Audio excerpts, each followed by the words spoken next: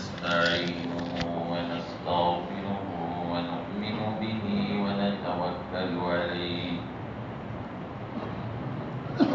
ونعوذ بالله من شرور أنفسنا ومن سيئات أعمالنا من يهده الله فلا مضل له ومن يضلل فلا هادي له ونشهد أن لا إله إلا الله وحده لا شريك له ونشهد أن سيدنا وسندنا وحبيبنا ونبينا مولانا محمدا عبده ورسوله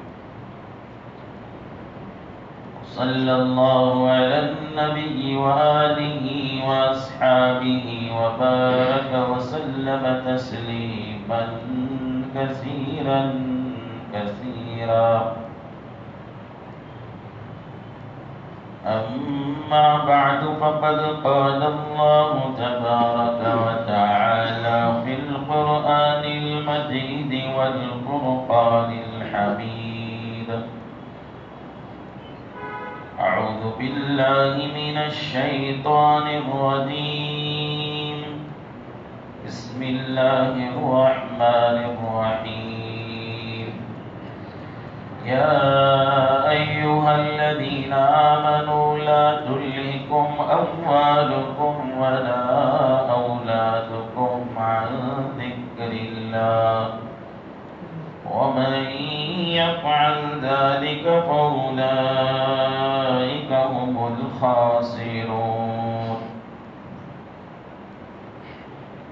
وقال النبي صلى الله عليه وسلم بادروا بالأعمال ستكون فتنة كقطع الليل المظلم يصبح الرجل مؤمنا ويمسي كافرا ويمسي مؤمنا ويصبح كافرا يبيع دينه بعرض من الدنيا أو كما قال عليه الصلاة والسلام آمنت بالله صدق الله مولانا العظيم وصدق رسوله النبي الكريم ونحن على ذلك من الشاهدين والشاكرين والحمد لله رب العالمين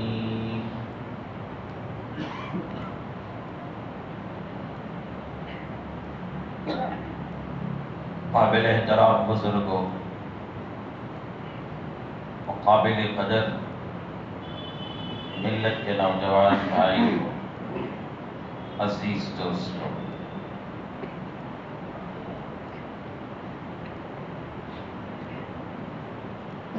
ایک ایمان والے کی سب سے بڑی کامیابی آخرت کے لحاظ سے یہ ہے کہ جس طرح وہ ایک مؤمن مرد کے خوف اور ایک مؤمنہ عورت کے پیٹ سے ایمان کی حالت میں آیا، خبر میں بھی ایمان کی حالت میں چلے جائے۔ جس طرح وہ ہدایت ملنے پر بالغ ہونے کے بعد یا اس سے پہلے کلمہ پڑھ کر مؤمن رہا، مؤمن کی حالت میں زندگی گزارا، مؤمن ہی کی حالت میں، ایمان ہی کی حالت میں قبر میں چلے جائے، یہ اس کی بہت بڑی کامیابی ہے۔ ورنہ رسول اللہ صلی اللہ علیہ وسلم کا ارشاد ہے، آپ نے فرمایا یصبح الرجل مؤمنا ویمسی کافرا۔ بہت دفعہ ایسا ہوتا ہے کہ آدمی ایمان کی حالت میں صبح کرتا ہے، فتنوں میں مبتلا ہو کر شام سے پہلے پہلے اللہ حفاظت فرمائے کافر ہو جاتا ہے۔ وَيُمْسِي مُؤْمِنًا وَيُصْبِحُ كَافِرًا۔ کبھی ایسا ہوتا ہے ایمان کی حالت میں شام کیا تھا، بستر میں لیٹتے وقت ایمان کی حالت میں کلمہ پڑھ کر سویا تھا، رات کے فتنوں میں مبتلا ہو کر صبح بستر سے سر اٹھانے سے پہلے کافر ہو جاتا ہے۔ کیوں ہو جاتا ہے کافر؟ اس کی وجہ کیا ہے؟ خود رسول اللہ صلی اللہ علیہ وسلم نے فرمایا یبیع دینہ بعرض من الدنیا، وہ اپنے دین و ایمان کو دنیا کے بدلے بیچ دیتا ہے۔ بازار جاتا ہے کمانے کے لیے، اب دل میں فکر پیدا ہوتی ہے مال کمانے کی، دولت بنانے کی، پراپرٹیاں حاصل کرنے کی۔ اب اس کے سامنے دنیا آتی ہے، مال آتا ہے، دولت آتی ہے، لیکن اس شرط کے ساتھ کہ اگر تم یہ دنیا چاہتے ہو، یہ دولت تم چاہتے ہو، تو تمہیں ایمان کو چھوڑنا ہوگا، ایمان کے تقاضوں کو چھوڑنا ہوگا، دین کو چھوڑنا ہوگا، دین کے تقاضوں کو چھوڑنا ہوگا۔ بازار میں کمانے والوں کو بہت دفعہ اس طرح کی بات پیش آئی ہوگی زندگی میں۔ بعض لوگوں کے سوچنے کا انداز یہ ہوتا ہے، اللہ حفاظت فرمائے، مرنا کب ہے یہ معلوم نہیں، اب سامنے دنیا آ رہی ہے، زندگی تو متعین ہے اب کی، اب کا آپ حاصل کر لیں گے، یہ سوچ کر ایمان کے دامن کو چھوڑ دیتے ہیں، دین کے تقاضوں کو چھوڑ دیتے ہیں۔ اور رسول اللہ صلی اللہ علیہ وسلم نے ایسے ہی لوگوں کے لیے فرمایا یبیع دینہ بعرض من الدنیا، یہ اپنے دین کو بیچ دیتا ہے دنیا کے بدلے۔ ایمان کی حالت میں صبح کیا تھا، دین کو بیچ کر شام ہونے سے پہلے پہلے کافر ہو گیا۔ اللہ حفاظت فرمائے۔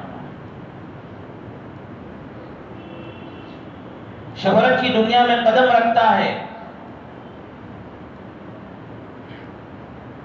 اسے سامنے بات آتی ہے اور مزید شہرت چاہیے، اور مزید عزت چاہیے، اور مزید بلندیاں چاہیے، اور مزید عظمتیں چاہیں، تو ایمان کے تقاضوں کو چھوڑو، ایمان کو چھوڑو، کفر کی تعریف کرو۔ بات سمجھ میں آ رہی ہے؟ کفر کی تعریف کرو، شرک کی تعریف کرو، بت پرستی سے سمجھوتا کرو، عقیدے سے سمجھوتا کرو، حق بولنے کے موقع پر حق کو چھوڑ کر کفر کو بولو، حق کو چھوڑ کر باطل کو بولو، شہرت کی بلندیوں پر پہنچ جاؤ گے۔ بہت سو کو ہم نے دیکھا اس مقام میں پہنچنے کے بعد، اللہ کہ ان کو کسی قسم کی کھانے کی تکلیف نہیں، پہننے کی تکلیف نہیں، رہنے کی تکلیف نہیں، صرف اور صرف اور بلندیوں میں پہنچنے کے خواہش سے اور شہرت پانے کے خواہش سے ایمان کے دامن کو چھوڑ کر کفر کی تعریف کرتے ہیں۔ کفر کی تعریف کرنا بھی کفر ہے، شرک کی تعریف کرنا بھی شرک ہے۔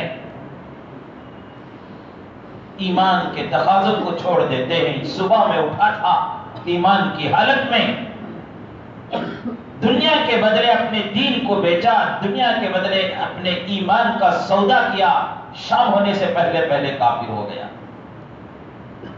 اللہ حفاظت فرمائے.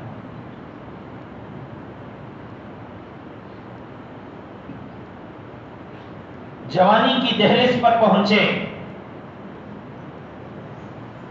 جوانی کے خواہشات، شہوتیں، حرام محبتیں سامنے آتی ہیں. اب اس کے سامنے حرام محبتیں ہیں، جوانی کی ناجائز خواہشیں ہیں. اب اس کے سامنے تقاضا رکھا جاتا ہے، دولت چاہیے، عورت چاہیے، عزت چاہیے، شہرت چاہیے، تو تمہارے مذہب کو چھوڑو، تمہارے ایمان کو چھوڑو، تمہارے دین کے تقاضوں کو چھوڑو، پردہ حیا کو چھوڑو. تمہیں دولت بھی ملے گی، عورت بھی ملے گی، ملازمت بھی ملے گی، شہرت بھی ملے گی. کتنے لوگوں کا حال ہم نے دیکھا کہ عورت کے خاطر ایمان کو چھوڑ دیا، بڑی بڑی ملازمتوں کی خاطر ایمان کو چھوڑ دیا، دولت کے خاطر ایمان کو چھوڑ دیا. سرکار دو جہاں محمد الرسول اللہ صلی اللہ علیہ وسلم نے فرمایا، صبح میں اٹھا تھا، وہ ایمان ہی کے حالت میں اٹھا تھا، اس پر شام ہونے سے پہلے پہلے عورت کا حملہ ہوا، شام ہونے سے پہلے پہلے دولت کا حملہ ہوا. اس نے سمجھوتا کر لیا اپنے ایمان کے سامنے کہ ایمان کو چھوڑ دیں گے، عورت کو حاصل کر لیں گے. شام ہونے سے پہلے پہلے، بستر میں جانے سے پہلے پہلے مومن سے کافر ہو کر بستر میں گیا. اللہ حفاظت فرمائے. جوان بچیوں کے سامنے، جوان بچیوں کے سامنے جب بچے وہ جوانی کی دہلیز پر پہنچتے ہیں، جب اسکول اور کالجز کو جاتے ہیں، بری صحبتوں میں پڑھتے ہیں،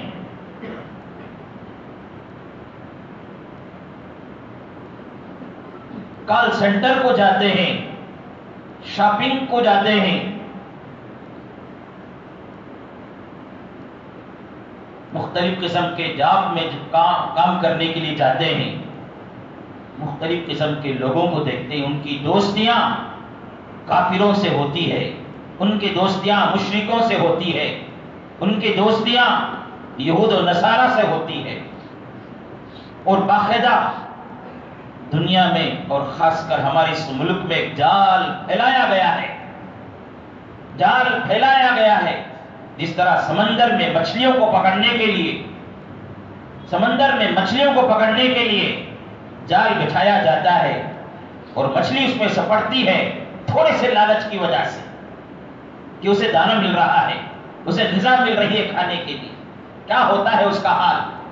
سپٹتی ہے تو پھر وہ اس میں پھنس گئی، پھر اسے کاٹا گیا، پھر اسے تبے میں تلا گیا، آگ میں بھنا گیا، وہ کسی کی غذا بن گئی.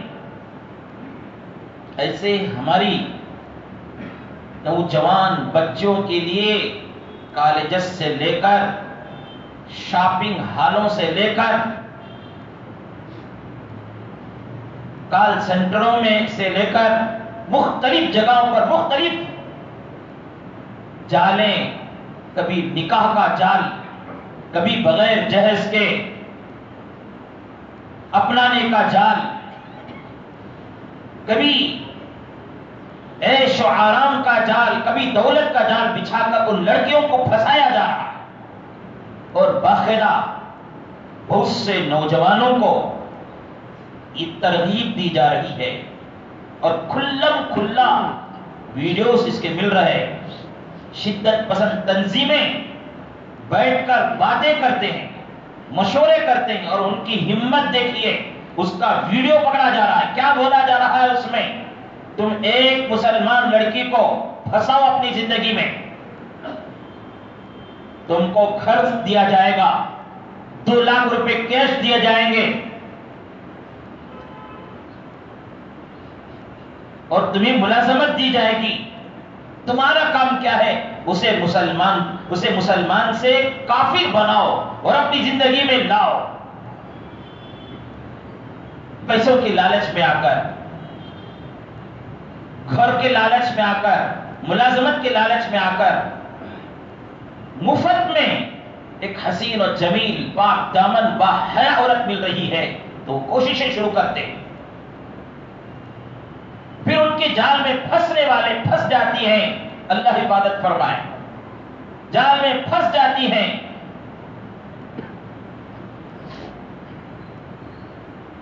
پھر وہ جتنے دن تک ان سے عیش کرتا ہے اور اس کا ویڈیو بناتا ہے، باقاعدہ مسلمان بچی ہے، برقع پہنی ہوئی ہے، ایک نوجوان کافر جس کے سر پر ٹکیا لگا ہے، کفر کے اور شرک کی ساری علامتوں کے ساتھ، وہ اپنی بہن مسلمان بیٹی کو، مسلمان بہن کو اپنی گاڑی میں بٹھا کر لے جاتا ہے۔ دیکھ رہے ہیں سب تماشا، اور باقاعدہ کبھی مندروں میں جا کر ان کو تالی بانا جا رہا ہے، ان سے شادیاں رچائی جا رہی اور ویڈیو پکڑا جا رہا ہے اور اسے وائرل بھی کیا جا رہا ہے۔ اور ہماری بچیوں کو جا کر سمجھاؤ، ہماری بچیوں کو جا کر سمجھاؤ، سمجھ میں نہیں آتا۔ بعض درد مند نوجوان جا کر ایسے وقت میں پکڑ لیتے ہیں ان کو سمجھاتے ہیں، کیا کر رہی ہو تم بھی بدنام ہو رہی ہو، ہمارے مذہب کو بھی بدنام کر رہی ہو۔ تو ان کے زبان سے کیسے الفاظ نکلتے ہیں، سنا آپ نے؟ تم نہ کیا جاؤ جی، تم نہ کیا جاؤ۔ اب جب ان کے پاس دین کی بات، ایمان کی بات کہی تو وہ دین کی باتوں کو نعوذ باللہ اپنے پیروں تلے رون کر چلے جاتی، کوئی ان کو پکڑنے والا نہیں۔ صبح میں اٹھی تھی وہ ایمان کی حالت میں، صبح میں اٹھی تھی وہ ایمان کی حالت میں، رات میں بستر میں جانے سے پہلے اس کے کالج میں سے حملہ ہوا، اس کے کال سینٹر میں اسے حملہ ہوا، بازار میں اس پر حملہ ہوا، پارکوں پر اس پر حملہ ہوا۔ ایمان کو چھوڑ دیتی ہے، کفر کو اپنا لیتی ہے۔ وہ عیش کرنے والا جتنے دن عیش کرتا ہے، عیش کر کے پھر استعمال کیے ہوئے کپڑے کی طرح اسے پھینک دیتے ہیں۔ پھر ان کے سامنے یہ یا تو اپنے گھر کو جائیں یا خودکشی کر کے مریں۔ یہ حالت ہمارے سامنے بہت دفعہ ہے۔ یہ حالات آنے سے پہلے یہ ذمہ داری ہے محلے کے ذمہ داروں کی بھی، یہ ذمہ داری ہے امت کے علماء کی بھی، یہ ذمہ داری ہے امت کے دانشوروں کی بھی، یہ ذمہ داری ہے محلے کے نوجوانوں کی بھی۔ اس بات کی اتنی تشہیر کی جائے، اتنا سمجھا جائے، خاص طور سے ماں باپ کی ذمہ داری بنتی ہے، گھر کے سرپرستوں کی ذمہ داری بنتی ہے کہ ان بچیوں کو بتایا جائے تمہارے ساتھ کیسے کیسے جال بچھائے جا رہے ہیں تمہارے لیے، اور تم کو اور تمہاری عزت کو نیلام کرنے کے لیے، تمہیں تباہ اور برباد کرنے کے لیے کس طرح چالاکیاں کی جا رہی ہے، ان کو بتا کر، اور جو بچیاں اس طرح برباد ہوئی ہیں ان کے جال میں پھنس کر ان کے واقعات سنائیں۔ اگر آپ کے پاس ان کے ویڈیوز ہیں تو ویڈیوز دکھائیں، ایسے بھی ویڈیوز موجود ہیں۔ وہ بچیاں جو کافروں کے جال میں پھنس کر، مشرکوں کے جال میں پھنس کر چند دن تک عیش کیا، پھر استعمال شدہ کپڑے کی طرح اٹھا کر پھینک دیا گیا۔ استعمال کیا ہوا کپڑا بھی کبھی کبھی واشنگ مشین میں ڈال کر پاک کر کے دوبارہ استعمال کیا جاتا ہے، اس سے بھی گندے کپڑے کو جس طرح پھینک دیا جاتا ہے کچرے میں، اس طرح ان بچیوں کو پھینکیا، وہ رو کر اپنے داستان سنا رہی ہے۔ اور ہر چیز یہ اعتماد میں نہ رہو میری بیٹی ایسا نہیں رہے گی، میری بہن ایسی نہیں رہے گی، اس اعتماد میں ہر چیز نہ رہو۔ آپ کو معلوم ہے بازاروں میں ہم بازاروں کے نام بھی لے سکتے لیکن بدنام ہو جائیں گے وہ بازار، اس طرح کے بازاروں میں ہماری طرح نوجوان دیکھنے میں اردو بہت اچھی بولیں گے، ضرورت پڑی تو سبحان اللہ الحمدللہ ماشاءاللہ کے جملے بھی نکلیں گے ان سے۔ ہماری بچیاں جو خریداری کے لیے جاتے ہیں، شاپنگ کے لیے جاتے ہیں، ان کا حال یہ ہوتا ہے کبھی وہ شوہر سے ظلم سہ کر بیزار زندگی گزار رہی ہے، پیار سے بات کرنے والا شوہر ملا نہیں، کبھی گھر میں اپنے بھائیوں کی کڑوی کسری باتیں سن کر وہ پریشان ہیں، نکاح نہیں ہوا ہے ان کا، نکاح بوجھ بنا دیا ہے نا امت کے نوجوانوں نے، یا امت کے نوجوانوں کے ماں باپ نے بوجھ بنا دیا ہے نا نکاح کو۔ زنا آسان ہو گیا، آج نکاح بوجھ بن گیا ہے، تو بچیاں گھر میں بیٹھی ہیں۔ اب گھر میں بیٹھی ہوئی بچیوں کو بعض دفعہ ناسمجھ نادان نوجوان بھائی یا اس کا باپ کڑوی کسری باتیں کر دیتا ہے، وہ پریشان ہے، وہ بازار میں گئی ہے، یہ بیٹی، یہ بہن، یہ بیوی جو گھر سے محبت نہ پانے کی وجہ سے، گھر میں کڑوی کسری باتیں سننے کی وجہ سے پریشان ہو کر بازار میں گئی ہے، کبھی بیچنے کے لیے، کبھی خریدنے کے لیے، کبھی ملازمت کے لیے، کبھی پڑھنے کے لیے گئی ہے۔ تو ایسے نوجوان جن کو کبھی غیر ہوتے ہیں، وہ کافر ہوتے ہیں، مشرک ہوتے ہیں، یہودی ہوتے ہیں، ان کو ٹریننگ دی گئی ہے،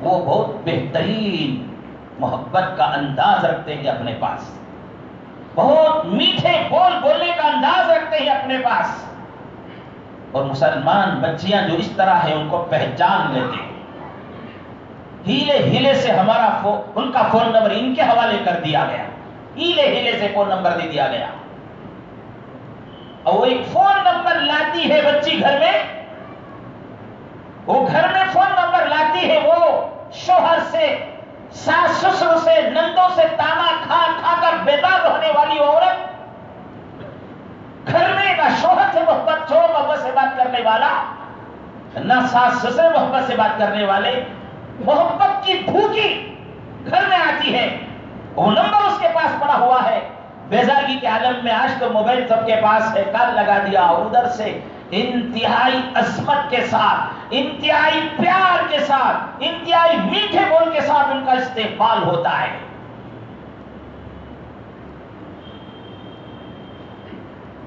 اب وہاں باتوں سے بڑھ کر اور آگے بڑھی، سلسلہ باتوں تک رہا، پھر اس کے بعد ملاقاتوں تک رہا، اس کے بعد آگے بڑھ کر گھر سے بغاوت کرنے کے جذبات ان سے پیدا ہو گئے۔ یہ شوہر تو کیا ہے، کبھی محبت دینے والا نہیں، کبھی محبت سے بات کرنے والا نہیں، میں اس کی خدمت کرتی ہوں، میں اس کا کھانا پکاتی ہوں، میں اس کا سالن پکاتی ہوں، میں اس کے کپڑے دھوتی ہوں، میں اس کے گھر جھاڑتی ہوں، میں سب کچھ پاک صاف کر اسے محبت لینے کی کوشش کرتی ہوں، یا تو محبت دینے کے لیے تیار نہیں، وہاں کچھ بھی نہیں لیتا، محبتوں کے کہانیاں، محبتوں کے افسانے سناتا ہے، دل خوش کر دیتا ہے، اور جب بھی کوئی بھی بات مانگو، کسی چیز کا مطالبہ کرو، 100 روپے کی چیز مانگے تو 1000 روپے مل رہے ہیں، 1000 روپے کی چیز مانگے تو 10,000 روپے مل رہے ہیں، بھٹکتی ہے یہاں عورت۔ اور یاد رکھو، وہ شوہر جو اپنی بیویوں کو محبت نہیں دیتے، ارے تم کو محبت نہیں ہو رہی ہے تو کوئی بات نہیں، ناٹک کرو محبت کا بیوی کے ساتھ، ثواب ملے گا اس میں۔ تقریر کی جوش میں نہیں بول رہا یہ بات، آپ کو اگر کسی وجہ سے محبت نہیں ہے ان سے، تو بھی محبت کا ناٹک کرو، ایک لقمہ اس کے منہ میں بھرو، اس کے منہ میں رکھو، محبت سے کھلاؤ اپنے ہاتھ سے، محبت کے دوسرے انداز ان کے ساتھ اختیار کرو، اگر دل سے نہیں ہوتا ہے تو ناٹک کر کے دکھاؤ، وہ لقمہ جو تم نے اسے محبت کا ناٹک کرتے ہوئے حلق کے اندر اتارا تھا، وہ جنت میں لے جانے کے لیے ذریعہ بن جائے گا۔ کیوں؟ آپ اسے محبت نہیں دیتے ہیں تو وہ محبت دوسروں سے لینے کی فکر میں ہے اور اپنا ایمان چھوڑنے کے لیے اور ایمان سے سودا کرنے کے لیے تیار ہے. جن کے گھروں میں بیٹیاں بہنیں بیٹھی ہوئی ہیں، بھائیوں سے، نوجوان بھائیوں سے اور ان کے والدین سے گزارش ہے اچھے محبت کے ساتھ ان کے ساتھ پیش آؤ، پیار کے ساتھ ان کے ساتھ پیش آؤ. ان کا نکاح جب ہونا ہے ان کا نکاح ہوگا اور ان کے رزق کے ذمہ دار تم نہ سمجھو. اللہ رب العالمین ان کا رزق دے رہا ہے، انہیں تمہیں واسطہ بنایا ہے، تمہیں ذریعہ بنایا ہے، تمہیں سبب بنایا ہے. اسے کھلاتے ہیں، اسے پلاتے ہیں، اسے پہناتے ہیں، یہ سمجھ کر ان کے اوپر کسی قسم کے کڑوے کسیلے جملے نہ بناؤ. وہ محبت کی بھوکی اگر کسی وجہ سے تمہارے کڑوے کسیلے جملے سن کر غیر کے ساتھ تعلقات نبھاتی ہے تو اس کا گناہ سارا تمہارے سر پر بھی آئے گا. اگر ایمان کا سودا کرتی ہے تو تمہارے کڑوے کسیلے جملوں کی وجہ سے تمہیں جہنم میں پھینکا جائے گا. پیار سے محبت سے بات کرو ان سے،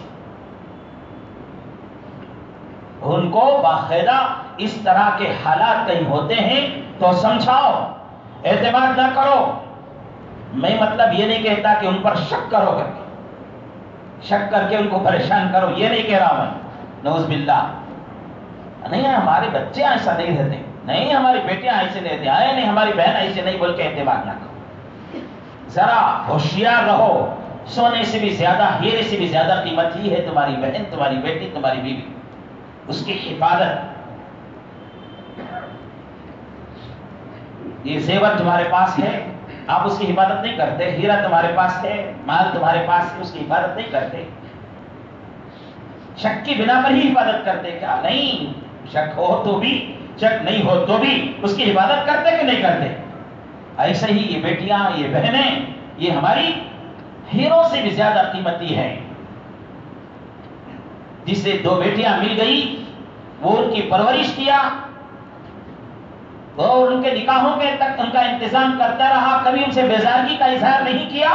تو رسول اللہ صلی اللہ علیہ وسلم نے فرمایا میں اور وہ جنت میں اس طرح رہیں گے.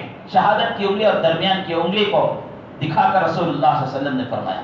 بعض روایتوں میں بہنوں کے سلسلے میں بھی آتا ہے، جسے دو بہنیں دی گئی، دو بہنوں سے وہ آزمایا گیا اور ان کی ناقدری نہیں کیا، ان سے بیداری کا اظہار نہیں کیا، یہاں تک کہ ان کے نکاح کا انتظام کیا. تو میں اور وہ جنت میں اس طرح ہوں. بہنوں کے لیے بھی ہے. تو ان کو پیار و محبت دے کر یہ احساس دو کہ تمہارے ذمہ دار ہم ہیں، تمہیں ادھر ادھر ہاتھ پیر مارنے کی ضرورت نہیں.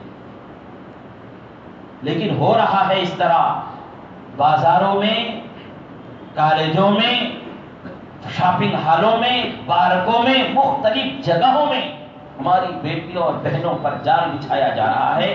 وہ ایمان کی حالت میں صبح کی تھی بستر سے، شام ہونے سے پہلے کسی کافر کے باہوں میں جا کر کافر ہو رہی ہے. اسی کو نبی صلی اللہ علیہ وسلم نے فرمایا یصبح الرجل مؤمنا ویمسی کافرا. صبح کیا تھا ایمان کی حالت میں، شام ہونے سے پہلے کافر ہو گیا. یہ بھی دینوں بارض من الدنیا. کیسے کافر ہو جاتا ہے یہ مرد، کیسے کافر ہو جاتے ہیں یہ عورت، کیسے کافر ہو جاتی ہے یہ نوجوان لڑکی، کیسے کافر ہو جاتا ہے یہ نوجوان لڑکا؟ تو نبی صلی اللہ علیہ وسلم نے فرمایا یبیع دینہ بعرض من الدنیا. وہ اپنے دین کو اپنے دین و ایمان کو دنیا کے دولت، دنیا کے شہرت، دنیا کے چیزوں کے بدلے بیچ دیتے ہیں. اللہ حفاظت فرمائے.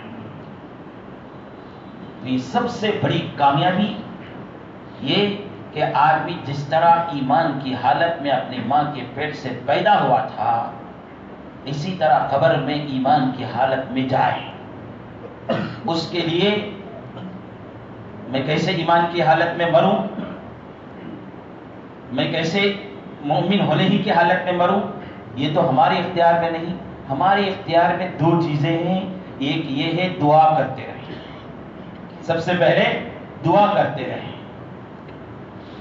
دعا کیا دعائیں سیدنا حضرت یوسف علیہ السلام نے سکھائی.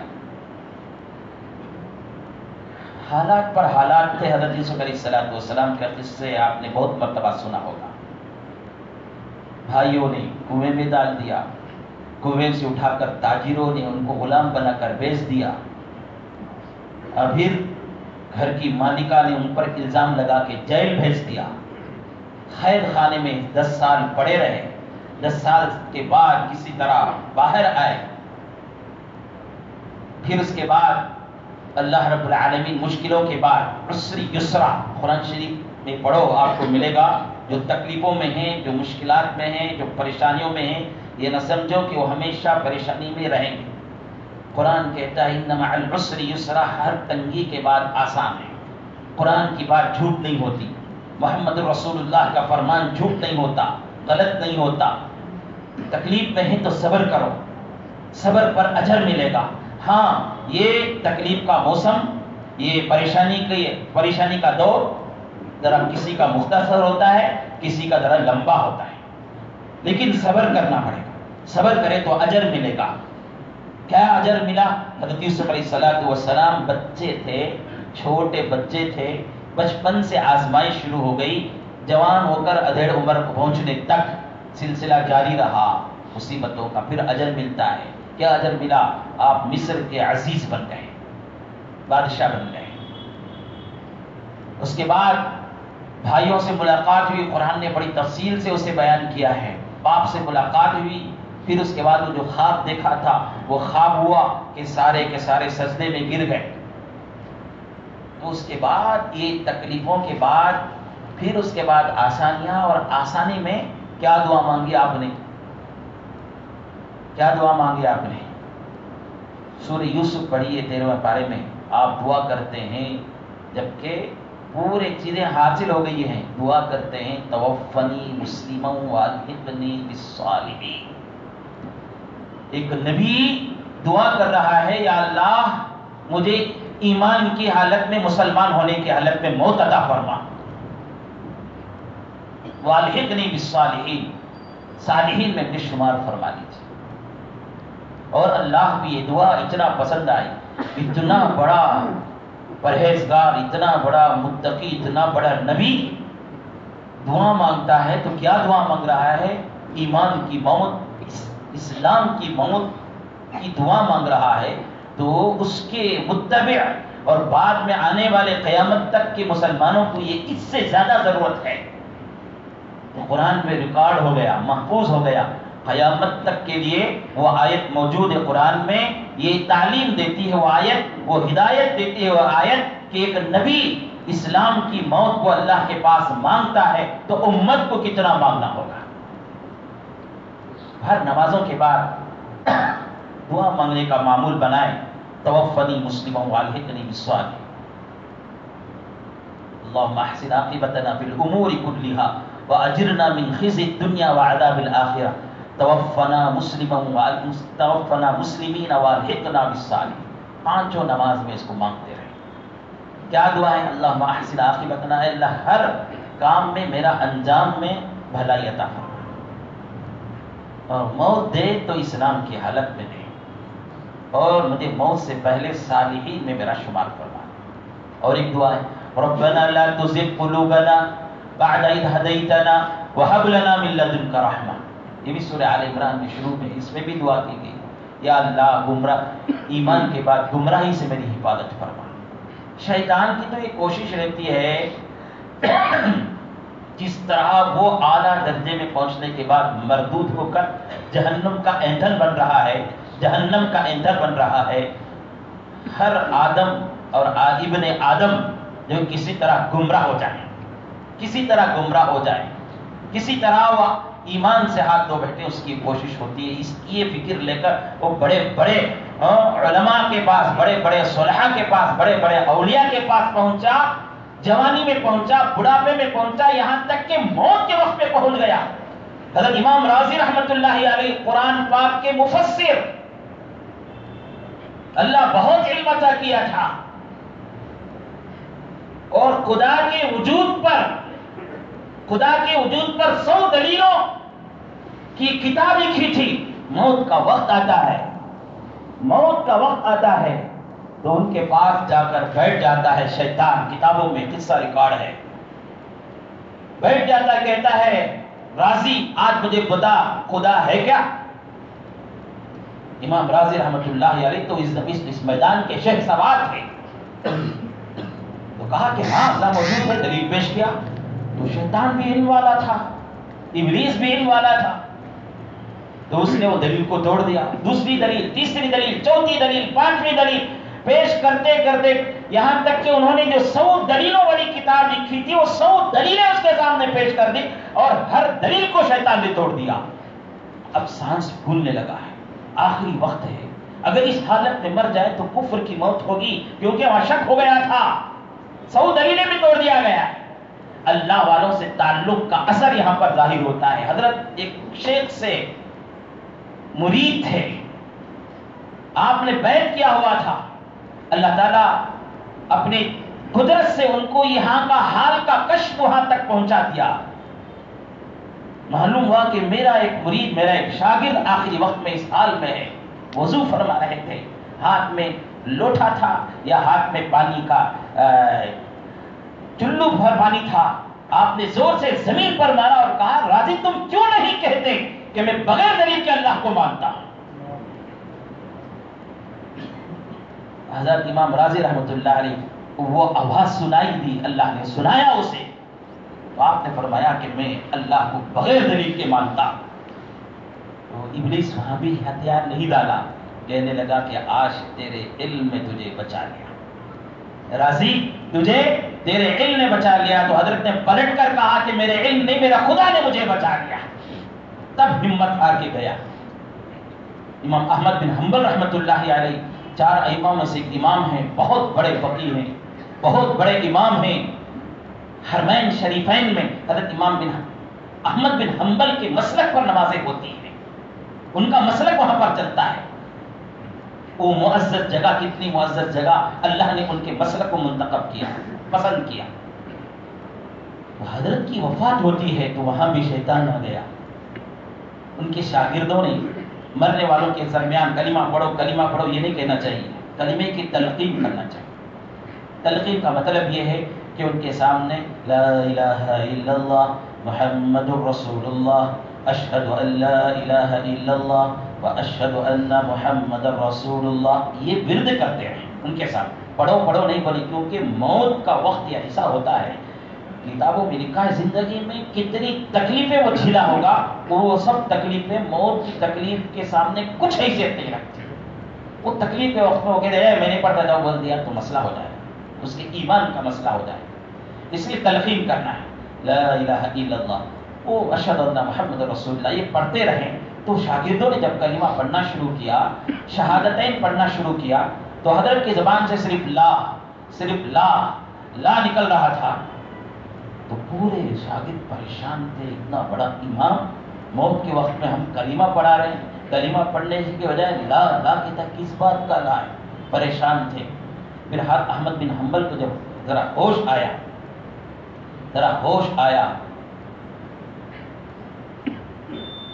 تو حضرت کو پوچھا حضرت کیا بات ہے، ہم کلمے کی تلقین کر رہے تھے اور آپ لا کہہ رہے تھے۔ کہا کہ میرا جب حال ایسا تھا تو ابلیس میرے سامنے تھا، مجھے کہہ رہا تھا احمد تم نے اپنا ایمان بچا کر لے جا رہے ہو، بچا کر لے چلے گئے، اپنے ایمان کو بچا لیا۔ احمد بن حنبل نے اس وقت لا کہا کا مطلب یہ ہے، حضرت کہتے ہیں کہ ابھی نہیں، جب تک میری روح ایمان کی حالت میں نہیں نکلے گی اس وقت تک میں کامیاب نہیں ہوا۔ تو میرے عزیز و بزرگوں، حضرت عثمان کا فرمان چل رہا تھا، چھٹا فرمان حضرت کا یہ ہے کہ آپ نے فرمایا تھا کہ ہمیشہ مومن کو یہ 6 غم لگے رہے، اس میں سے چھٹا غم یہ ہے کہ میرا ایمان پر خاتمہ ہو، خاتمہ بالخیر ہو، اس غم میں، اس فکر میں مبتلا رہیں، انشاءاللہ اس کی کامیابی ہوگی۔ اللہ تعالی ہم سب کو عمل کی توفیق نصیب فرمائے، اللہ تعالی ہم سب کو کلمے والی موت نصیب فرمائے، ایمان کی حالت میں موت نصیب فرمائے، خاتمہ بالخیر فرمائے۔ بزرگ عزیز